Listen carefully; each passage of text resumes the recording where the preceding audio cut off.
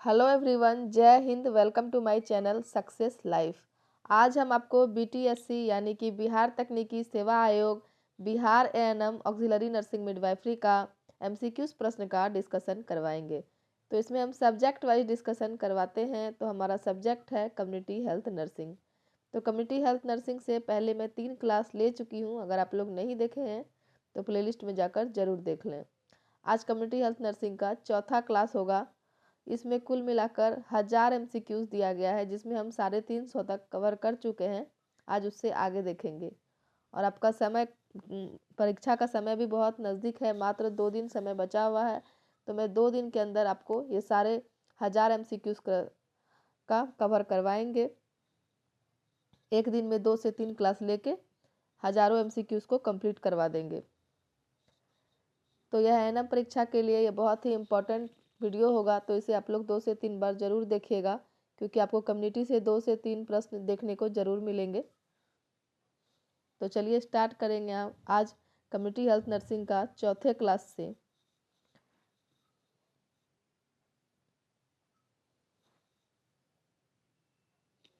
तो आज का पहला प्रश्न हो जाएगा 351 से 350 तक मैं कंप्लीट करवा चुकी हूँ। तो पहला प्रश्न है, फैमिली प्लानिंग का मुख्य उद्देश्य क्या है। तो फ्रेंड्स, जैसे मैं इसका आंसर बताऊंगी, आपको मेरे आंसर बताने के पहले ही अपना आंसर कमेंट्स में ज़रूर बताइए। और लास्ट में अपना स्कोर भी ज़रूर बताइए कि आपको ये पूरे 100 का इसमें सेट रहता है। तो 100 में कितना आपको स्कोर आ रहा है। एक वीडियो में कम से कम 100 प्रश्न तो ज़रूर रहते हैं। तो इसलिए आपको लास्ट में अपना स्कोर भी बताना है। इससे आपका एग्जामिनेशन की प्रिपरेशन का पता चलेगा कि तैयारी किस तरह चल रहा है। तो प्रश्न है हमारा, फैमिली प्लानिंग का मुख्य उद्देश्य क्या है। तो इसका उत्तर हो जाएगा ऑप्शन नंबर ए, जनसंख्या वृद्धि पर रोक। फैमिली प्लानिंग का मुख्य उद्देश्य है जनसंख्या वृद्धि पर रोक। ऑप्शन नंबर ए इसका सही उत्तर हो जाएगा। अगला देखेंगे, राष्ट्रीय डायबिटीज नियंत्रण कार्यक्रम कब प्रारंभ किया गया था। राष्ट्रीय डायबिटीज नियंत्रण कार्यक्रम कब प्रारंभ किया गया था। तो 1987 ईस्वी में किया गया था। ऑप्शन नंबर डी इसका सही उत्तर हो जाएगा। अगला देखेंगे, पोलियो की दवा पिलाने के बाद पहचान करने हेतु बच्चों के मार्कर से निशान कहाँ लगाना चाहिए। तो इसका उत्तर हो जाएगा ऑप्शन नंबर बी, उल्टे हाथ की सबसे छोटी उंगली पर। अगला प्रश्न है, विश्व स्वास्थ्य दिवस कब मनाया जाता है। विश्व स्वास्थ्य दिवस कब मनाया जाता है। तो उत्तर हो जाएगा ऑप्शन नंबर बी, 7 अप्रैल को विश्व स्वास्थ्य दिवस मनाया जाता है। विश्व एड्स दिवस कब मनाया जाता है। तो 1 दिसंबर को। ऑप्शन नंबर सी इसका सही उत्तर हो जाएगा। अगला देखेंगे, राजस्थान में सरकारी अस्पतालों में दवाओं का निःशुल्क वितरण कब से शुरू हुआ। तो इसका उत्तर है 2 अक्टूबर 2011 से राजस्थान में सरकारी अस्पतालों में दवाओं का निःशुल्क वितरण शुरू हुआ। अगला प्रश्न है, महिला नसबंदी का उपयुक्त समय है। महिला नसबंदी का उपयुक्त समय है परप्यूरियल पीरियड के दौरान, प्रसव एवं गर्भपात के 3 महीने के बाद, एमटीपी के साथ। तो यह तीनों इसका उपयुक्त समय होगा। तो उत्तर हो जाएगा ऑप्शन नंबर डी, उपयुक्त सभी। अगला प्रश्न है, भारत में एड्स प्रथम मरीज कब तथा कहाँ पाया गया था। तो इसका उत्तर हो जाएगा 1986 में चेन्नई में प्रथम एड्स मरीज पाया गया था। ऑप्शन नंबर बी इसका सही उत्तर हो जाएगा। अगला प्रश्न देखेंगे, किस वर्ष भारत सरकार ने राष्ट्रीय ग्रामीण स्वास्थ्य मिशन को लॉन्च किया था। तो 2005 में। ऑप्शन नंबर बी इसका सही उत्तर हो जाएगा। अगला देखेंगे, आशा स्कीम को किसके अंतर्गत प्रारंभ किया गया है। आशा स्कीम को किसके अंतर्गत प्रारंभ किया गया है। तो उत्तर हो जाएगा health for all by 2000 AD। Option number C इसका सही उत्तर हो जाएगा। आशा स्कीम को health for all by 2000 AD के अंतर्गत प्रारंभ किया गया है। ऑप्शन नंबर सी इसका सही उत्तर हो जाएगा। सॉरी, इसका सी नहीं होगा, इसका बी होगा सही उत्तर। NRHM national rural health mission ASHA scheme को NRHM के अंतर्गत प्रारंभ किया गया है। ऑप्शन नंबर बी इसका सही उत्तर हो जाएगा। अगला देखेंगे, आशा का पूरा नाम क्या है? आशा का पूरा नाम क्या है? तो ऑप्शन नंबर डी इसका सही उत्तर हो जाएगा, एक्रीडिटेड सोशल हेल्थ एक्टिविस्ट। अगला है, इनमें से कौन सा जीव टीका नहीं है? इनमें से कौन सा जीव टीका कौन सा नहीं होगा? तो टेटनस जो है यह लाइव वैक्सीन नहीं है। बाकी BCG, चेचक और पोलियो यह सब जीव टीका है। आगे का प्रश्न देखेंगे, निम्नलिखित में से कौन सी अंतर्राष्ट्रीय स्वास्थ्य संस्था नहीं है? निम्नलिखित में से कौन सी अंतर्राष्ट्रीय स्वास्थ्य संस्था नहीं है? तो इसका उत्तर हो जाएगा CHC। कम्युनिटी हेल्थ सेंटर जो है यह अंतर्राष्ट्रीय स्वास्थ्य संस्था नहीं है। बाकी WHO, यूनिसेफ और FAO जो है यह सभी अंतर्राष्ट्रीय स्वास्थ्य संस्था है। अगला प्रश्न देखेंगे, कॉपर मुक्त करने वाली आयोडीज शामिल है। कॉपर मुक्त करने वाली आयोडीज शामिल है द्वितीय संतति आयोडीएस में। ऑप्शन नंबर 20 का सही उत्तर हो जाएगा। अगला है, लिपेस लूप है एक। लिपेस लूप क्या है? महिला गर्भ निरोधक उपाय। ऑप्शन नंबर 20 का सही उत्तर हो जाएगा। अगला देखेंगे, आयुडीएस गर्भावस्था से सामान्यता कितने समय के लिए सुरक्षा प्रदान करती है?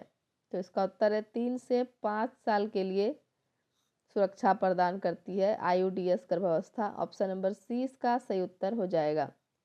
अगला है, करतार सिंह कमेटी ने अपनी रिपोर्ट कब प्रस्तुत की थी? तो 1973 ईस्वी में करतार सिंह कमेटी ने अपनी रिपोर्ट प्रस्तुत की थी। ऑप्शन नंबर सी इसका सही उत्तर हो जाएगा। अगला देखेंगे, श्रीवास्तव कमेटी ने अपना रिपोर्ट कब प्रस्तुत की थी? तो इसका उत्तर हो जाएगा ऑप्शन नंबर डी। 1975 ईस्वी में श्रीवास्तव कमेटी ने अपना रिपोर्ट प्रस्तुत की थी। निम्न में से कौन सा जंतु प्लेग के फैलने में सहायक है? तो इसका उत्तर हो जाएगा चूहा जो है यह प्लेग के फैलने में सहायक है। ऑप्शन नंबर सी इसका सही उत्तर हो जाएगा। अगला देखेंगे, फ्लोरेंस नाइटिंगेल को इस नाम से भी जाना जाता है। तो option number B, lady with the lamp. Option number 20 का सही उत्तर हो जाएगा। निम्न में से किस बीमारी की रोकथाम के लिए टीकाकरण सारणी में कोई टीका नहीं है? तो इसका उत्तर है टाइफाइड। टाइफाइड की रोकथाम के लिए टीकाकरण में कोई टीका नहीं है। ऑप्शन नंबर सी इसका सही उत्तर हो जाएगा। अगला प्रश्न है, शोर को किसमें नापा जाता है? शोर को किसमें नापा जाता है? तो इसका उत्तर हो जाएगा डेसिबल। ऑप्शन नंबर डी इसका सही उत्तर हो जाएगा। शोर यानी ध्वनि को किसमें नापा जाता है? डेसिबल में। Option number D. अगला देखेंगे, ANM और आंगनबाड़ी कार्यकर्ता के बीच कौन सा स्वास्थ्य कार्यकर्ता एक कड़ी के रूप में कार्य करता है? तो इसका उत्तर हो जाएगा ऑप्शन नंबर बी, आशा। अगला प्रश्न देखेंगे, यशोदा योजना किस योजना के अंतर्गत प्रारंभ की गई है? यशोदा योजना किस योजना के अंतर्गत प्रारंभ की गई है? तो इंडिया निर्भय partnership initiative. Option number A इसका सही उत्तर हो जाएगा। अगला देखेंगे, कोविड-19 है एक विषाणु जनित रोग। ऑप्शन नंबर 20 का सही उत्तर हो जाएगा। कोविड-19 है एक विषाणु जनित रोग। कोविड-19 का कारक जीव क्या हो जाएगा? तो SARS-CoV-2 कोविड-19 का कारक जीव SARS-CoV-2 होगा। ऑप्शन नंबर डी इसका सही उत्तर हो जाएगा। अगला देखेंगे, पहली बार कोरोना वायरस की पहचान कब हुई थी? पहली बार कोरोना वायरस की पहचान कब हुई थी? तो उत्तर हो जाएगा ऑप्शन नंबर ए 1960 ईस्वी में पहली बार कोरोना वायरस की पहचान हुई थी। कोविड-19 का पहला केस कहाँ पाया गया? तो इसका उत्तर हो जाएगा ऑप्शन नंबर बी, वुहान में कोविड-19 का पहला केस पाया गया। ऑप्शन नंबर बी इसका सही उत्तर हो जाएगा। और कब हुआ था पहली बार पहचान? तो 1960 में वुहान में पाया गया। अगला प्रश्न देखेंगे, कोरोना वायरस के कारण होने वाली बीमारी है। कोरोना वायरस के कारण होने वाली बीमारी कौन सी हो जाएगी? तो उत्तर है middle east respiratory syndrome. Middle east respiratory syndrome, severe acute respiratory syndrome, corona virus disease 19 या उपरोक्त सभी, यानी कि ऊपर के जितने भी बीमारी हैं सभी कोरोना वायरस के कारण होने वाली बीमारी है। तो उत्तर हो जाएगा ऑप्शन नंबर डी, उपरोक्त सभी। अगला देखेंगे, विश्व स्वास्थ्य संगठन WHO ने कोरोना वायरस के 19वें स्ट्रेन के कारण होने वाली बीमारी को क्या नाम दिया है? तो इसका उत्तर है ऑप्शन नंबर ए, कोविड-19 दिया है। अगला देखेंगे, कोविड-19 में कारक जीव का नाम कोरोना वायरस कैसे पड़ा? तो इसका उत्तर है मुकुट काउन जैसी रचना होने के कारण कोविड-19 में कारक जीव का नाम कोरोना वायरस पड़ा। ऑप्शन नंबर डी इसका सही उत्तर हो जाएगा। अगला देखेंगे, कोविड-19 के लक्षण हैं। कोविड-19 के लक्षण क्या क्या हैं? तो इसका उत्तर है बुखार आना, सूखी खांसी, सांस में तकलीफ। यह तीनों कोविड-19 के लक्षण हैं। तो उत्तर हो जाएगा उपरोक्त सभी। कोरोना वायरस के बचाव का उपाय क्या है? तो हाथों की स्वच्छता, श्वसन संबंधी सावधानियों की पालन और निकट संपर्क के परहेज, ये सभी उसके उपाय हैं। तो उत्तर हो जाएगा ऑप्शन नंबर डी, उपरोक्त सभी। तो उम्मीद करते हैं कि वीडियो आप लोग को पसंद आ रहा होगा। वीडियो अगर पसंद आ रहा है तो वीडियो को लाइक कीजिए, कमेंट कीजिए और ज़्यादा से ज़्यादा शेयर कीजिए। और जो भी लोग चैनल पर नए जुड़े हैं, चैनल को सब्सक्राइब कीजिए ताकि हमारे सभी वीडियोस का नोटिफिकेशन आपके पास समय से पहुंच सके। तो आगे का प्रश्न देखेंगे, कोरोना वायरस के संक्रमण से बचाव हेतु दो व्यक्तियों में न्यूनतम कितनी दूरी होनी चाहिए? तो इसका उत्तर है न्यूनतम 6 फीट दूरी होनी चाहिए। ऑप्शन नंबर 20 का सही उत्तर हो जाएगा। अगला प्रश्न देखेंगे, कोरोना वायरस फैलता है। कोरोना वायरस फैलता है ड्रॉपलेट द्वारा, दूषित हाथों द्वारा, संक्रमित हाथों द्वारा, तीनों के द्वारा कोरोना वायरस फैलता है। तो उत्तर हो जाएगा उपरोक्त सभी के द्वारा। ऑप्शन नंबर डी इसका सही उत्तर हो जाएगा। अगला प्रश्न है, कोरोना वायरस से होने वाली बीमारी। कोरोना वायरस से होने वाली बीमारी को कोविड-19 क्यों नाम दिया गया है? तो इसका उत्तर हो जाएगा कोरोना वायरस के 19वें स्ट्रेन द्वारा कारित होने के कारण और 2019 में पहली बार इस रोग की पहचान होने के कारण कोरोना वायरस को कोविड-19 का नाम दिया गया है। तो उत्तर हो जाएगा ऑप्शन नंबर डी, ए और बी दोनों। अगला प्रश्न देखेंगे, विश्व के कितने देश कोविड-19 से प्रभावित हैं? विश्व के कितने देश कोविड-19 से प्रभावित हैं? तो इसका उत्तर हो जाएगा ऑप्शन नंबर डी, 200 से अधिक देश। कोविड-19 से सबसे अधिक प्रभावित देश कौन सा है? तो उत्तर हो जाएगा अमेरिका। ऑप्शन नंबर डी, सबसे अधिक प्रभावित है अमेरिका। अगला प्रश्न है, कोरोना वायरस का उद्भव काल कितना है? इंक्यूबेशन पीरियड कोरोना वायरस का कितना होगा? तो इसका उत्तर हो जाएगा 2 से 14 दिन। ऑप्शन नंबर 20 का सही उत्तर हो जाएगा। अगला प्रश्न देखेंगे, कोविड-19 के बचाव का सरल उपाय क्या है? तो इसका उत्तर हो जाएगा बार बार हाथ धोना, मास्क का प्रयोग करना, किसी दूसरे व्यक्ति से 6 फीट की दूरी बनाए रखना। तो कोविड-19 के बचाव का सरल उपाय यह तीनों है, तो उत्तर हो जाएगा ऑप्शन नंबर डी, उपरोक्त सभी। आगे देखेंगे, कोविड-19 घातक है। कोविड-19 घातक है 60 वर्ष से अधिक आयु के व्यक्तियों के लिए, दीर्घकालिक रोगों से ग्रस्त व्यक्तियों के लिए, गर्भवती महिलाओं एवं उनके शिशुओं के लिए। यह तीनों के लिए कोविड-19 घातक होगा, तो उत्तर हो जाएगा ऑप्शन नंबर डी, उपरोक्त सभी। अगला देखेंगे, कोरोना वायरस क्या है? कोरोना वायरस है, तो क्या है? वायरस की एक फैमिली है। ऑप्शन नंबर ए इसका सही उत्तर हो जाएगा। अगला देखते हैं,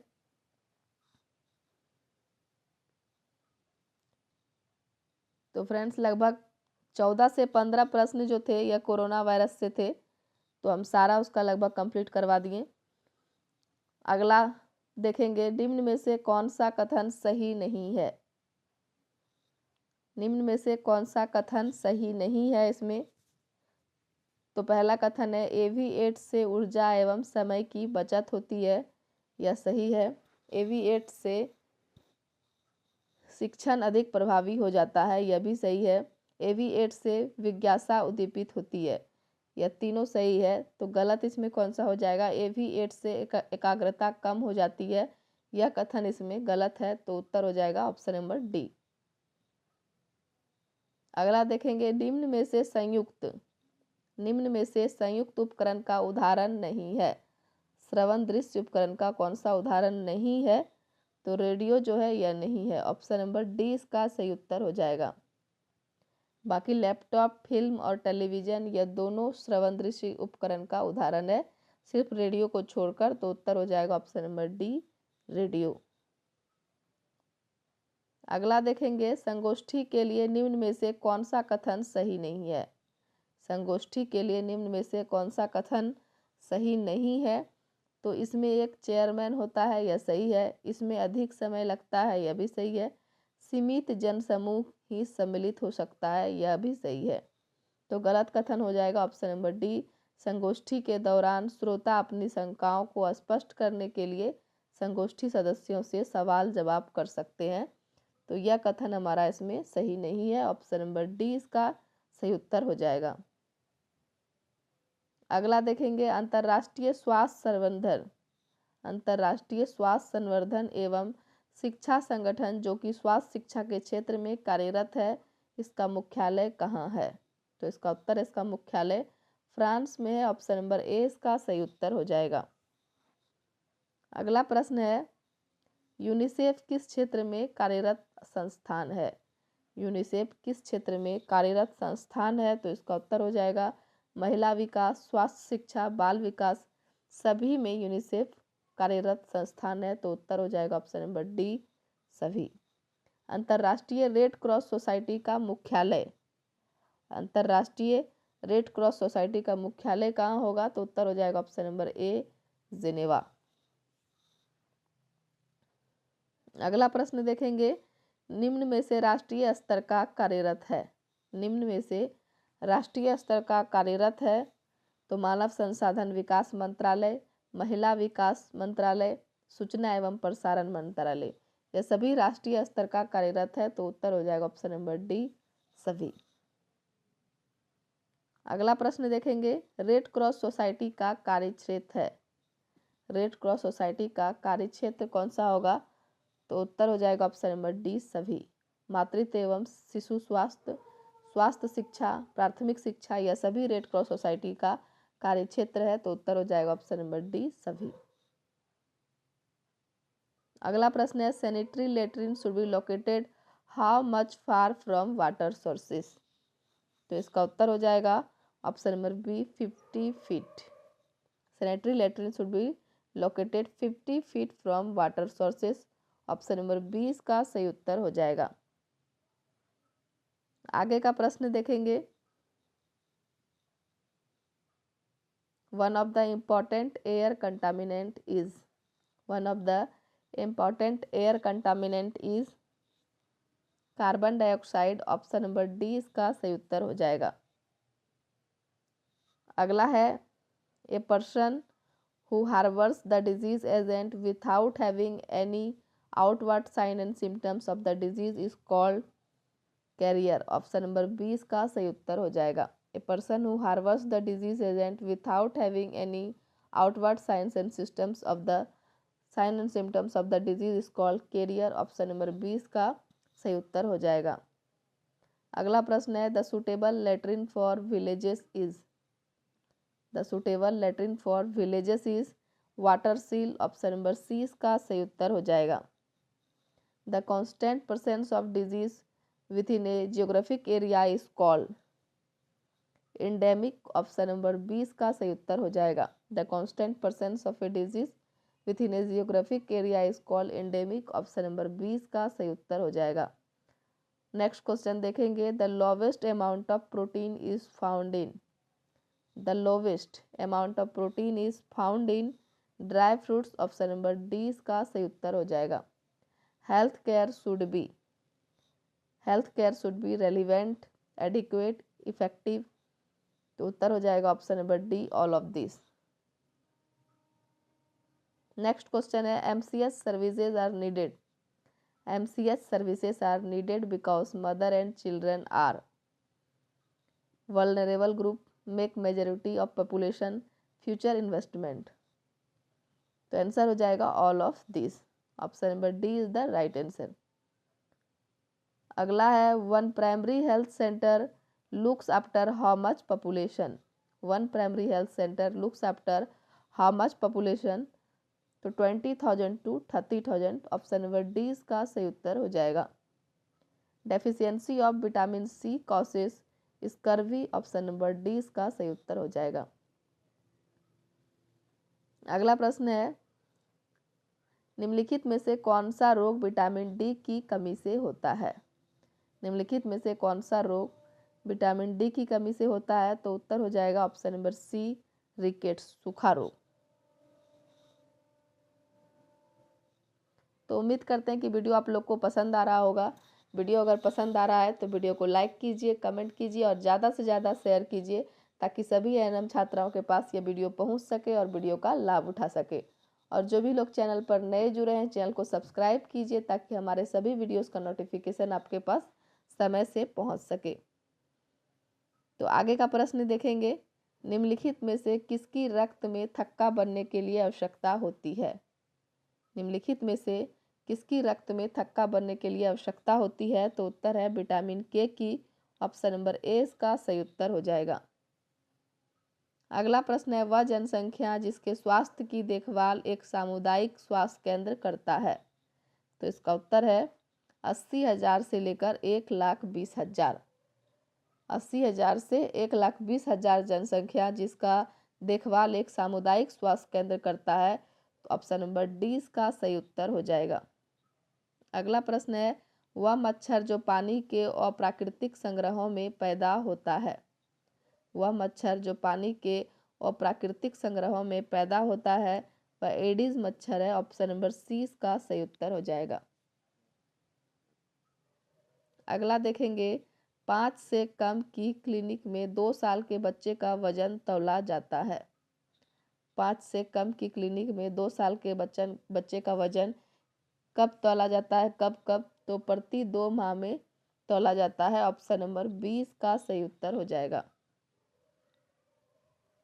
अगला देखेंगे संधिपादों द्वारा रोग संचरण क्या किया जाता है। संधिपादों द्वारा रोग संचारण किया जाता है किसके द्वारा। तो डायरेक्ट कॉन्टैक्ट द्वारा, मैकेनिकल कॉन्टैक्ट द्वारा, बायोलॉजिकल ट्रांसमिशन द्वारा, इन सभी के द्वारा किया जाता है। तो उत्तर हो जाएगा ऑप्शन नंबर डी इन सभी के द्वारा। अगला देखेंगे प्रकाश को नापा जाता है। प्रकाश को नापा जाता है तो किसमें हम लोग प्रकाश को नापते हैं, फुट कैंडला में। ऑप्शन नंबर डी इसका सही उत्तर हो जाएगा। अगला देखेंगे 1,000 लीटर पानी के विसंक्रमण के लिए अच्छी किस्म का ब्लीचिंग पाउडर चाहिए। 1000 लीटर पानी के विसंक्रमण के लिए अच्छी किस्म का ब्लीचिंग पाउडर चाहिए। तो कितना? 2.5 ग्राम। ऑप्शन नंबर ए इसका सही उत्तर हो जाएगा। अगला देखेंगे, गलत तरीके की मलमूत्र का निपटारा व्यवस्था से किस चीज़ का खतरा है? तो सॉइल पोल्यूशन का खतरा है, वाटर पोल्यूशन का, फूड पोल्यूशन का, सभी का खतरा हो जाएगा। तो उत्तर हो जाएगा ऑप्शन नंबर डी, इन सभी का खतरा है गलत तरीके से मलमूत्र का निपटारा करने से। ऑप्शन नंबर डी इसका सही उत्तर हो जाएगा। अगला प्रश्न है, महामारी जो देश देश में या पूरे विश्व में फैलती है क्या कहलाती है? महामारी जो देश देश में या पूरे विश्व में फैलती है वह क्या कहलाती है? तो वह पेंडेमिक कहलाती है। ऑप्शन नंबर 20 का सही उत्तर हो जाएगा। अगला प्रश्न देखेंगे, आइस वर्ग की फ्लोटिंग टिप्स प्रतिनिधित्व करती है। आइस वर्ग की फ्लोटिंग टिप्स प्रतिनिधित्व करती है क्लिनिकल केसेस को। ऑप्शन नंबर ए इसका सही उत्तर हो जाएगा। अगला देखेंगे, प्रतिरक्षा जो अस्थि मज्जा व्युत्पन्न लिम्फोसाइट से आती है। तो ह्यूमरल। ऑप्शन नंबर ए इसका सही उत्तर हो जाएगा। अगला प्रश्न है, परिभाषित आबादी का अध्ययन एक इकाई है। परिभाषित आबादी का अध्ययन एक इकाई है एपिडेमियोलॉजी। ऑप्शन नंबर ए इसका सही उत्तर हो जाएगा। आगे का प्रश्न देखेंगे, 5 वर्ष से कम क्लिनिकल के निशान में किस भाग से मां की जरूरत को महसूस किया जाता है? Which part of under 5 clinic symbol that represents mother felt need is? तो उत्तर हो जाएगा ऑप्शन नंबर बी, सेंटर। अगला प्रश्न है, जनसंख्या रणनीति। जनसंख्या रणनीति के लिए WHO द्वारा सिफारिश का दृष्टिकोण है। तो इसका उत्तर है ऑप्शन नंबर डी, मौलिक रोकथाम, primordial prevention. Option number D इसका सही उत्तर हो जाएगा। अगला देखेंगे, स्वच्छ शौचालय पानी के स्रोतों से कितनी दूर होने चाहिए? स्वच्छ शौचालय पानी के स्रोतों से कितनी दूर होनी चाहिए? तो उत्तर हो जाएगा 50 फीट दूर होनी चाहिए। ऑप्शन नंबर 20 का सही उत्तर हो जाएगा। अगला प्रश्न है, स्वास्थ्य का मतलब है रोग की अनुपस्थिति किसकी अवधारणा है? तो इसका उत्तर हो जाएगा ऑप्शन नंबर बी, हॉलिस्टिक की अवधारणा है। स्वास्थ्य का मतलब है रोग की अनुपस्थिति, यह हॉलिस्टिक की अवधारणा है। ऑप्शन नंबर 20 का सही उत्तर हो जाएगा। अगला प्रश्न है, राष्ट्रीय स्वास्थ्य नीति भारत सरकार द्वारा किस वर्ष में विकसित की गई थी?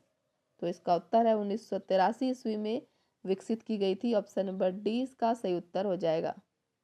अगला प्रश्न है, एक संक्रामक एजेंट की होस्ट पर आक्रमण करने और उसमें वृद्धि करने की योग्यता है।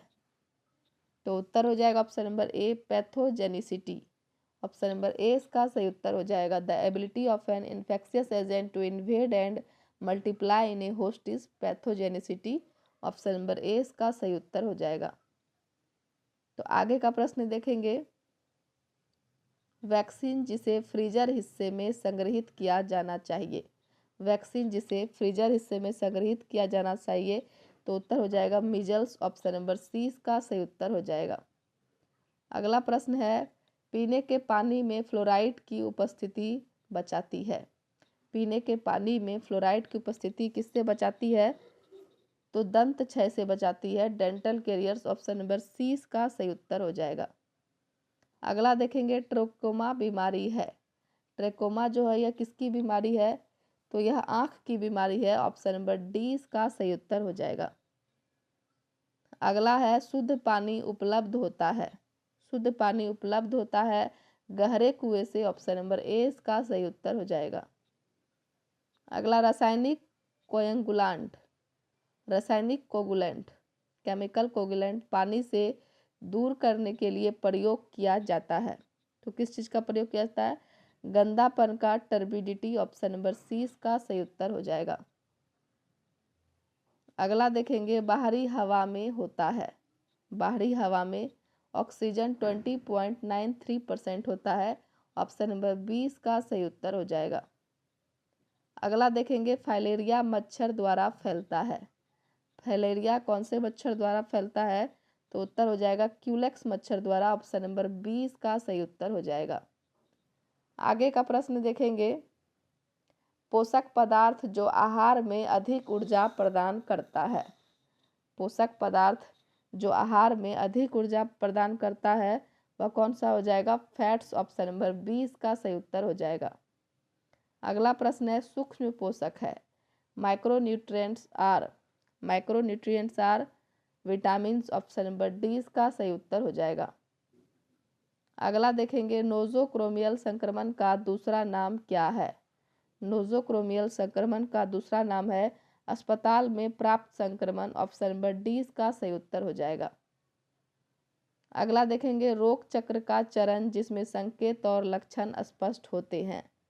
तो इसका उत्तर हो जाएगा फास्टिजियम चरमती। ऑप्शन नंबर 30 का सही उत्तर हो जाएगा। अगला देखेंगे, निम्न में से कौन सा स्वास्थ्य का आयाम है? निम्न में से कौन सा स्वास्थ्य का आयाम है? तो व्यवसायिक आयाम, मानसिक आयाम, शैक्षणिक आयाम या तीनों स्वास्थ्य का आयाम है। तो उत्तर हो जाएगा उपयुक्त सभी। निम्न में से कौन सा स्वास्थ्य संकेतकों का गुण नहीं है? तो इसका उत्तर है ऑप्शन नंबर ए, पोषण जो है यह स्वास्थ्य संकेतकों का गुण नहीं है। ऑप्शन नंबर ए इसका सही उत्तर हो जाएगा।